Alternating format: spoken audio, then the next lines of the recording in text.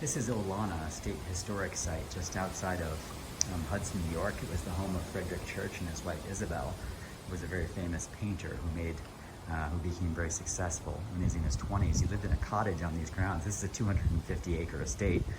And Fredric and his wife Isabel were big world travelers. And this place is heavily influenced by his travels. You can see the incredible views from here. This is, as I said, it's a 250-acre estate. They were living on a small cottage around in these grounds when they took about a year and a half long trip. I believe it was in around 1868, 1869, in that range.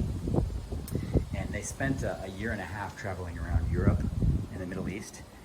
And apparently Fredric and Isabel were especially influenced by the great cities of the Middle East, specifically Jerusalem, Damascus, and Beirut. And so what they wanted to do was they wanted to have a sort of Victorian style estate with Middle Eastern flourishes and design touches. And so that's where we see here some of these tiles. We'll zoom in here a little bit. And this became a lifelong project for Fredric and Isabel. They believe they started construction in the fall of 1869 when they returned from this world tour. And it became, I believe he continued working on it until he died in around 1891 or so. They kept adding more and more to it. But it's just an incredible place. And there's apparently it's a little too hot today. It's blazing hot out here. But apparently there's a 0.9 mile walk that you can take too to get an idea of how beautiful this area is. I'm going to back up a little bit so you can see this spectacular home. And it is quite unique in terms of having sort of a Victorian look along with the Middle Eastern design flourishes.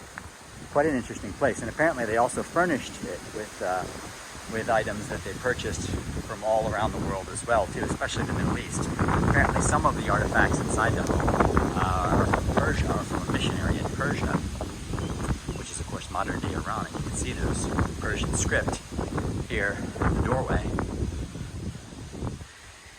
And you have the tile work here too. And of course the place is closed because of the pandemic, like so many other wonderful sites around the country.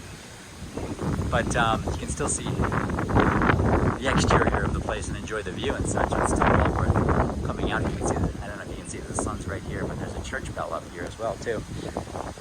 I'll just back up a little bit so you can see the place from a bit of a distance, how grand it is. Imagine this, building something like this in the late 1860s, 1870s. And so Church was he was mostly a landscape painter. And as I said, he became famous in his 20s, and imagine that he had the kind of money to build a place like this. You can see some of his artwork apparently inside, and there's also, you can find his paintings if you go to the Met in New York City, which is a couple of hours south of here. You can see some of his paintings at the Met as well too. So, pretty spectacular place. Definitely come visit if you're in the area.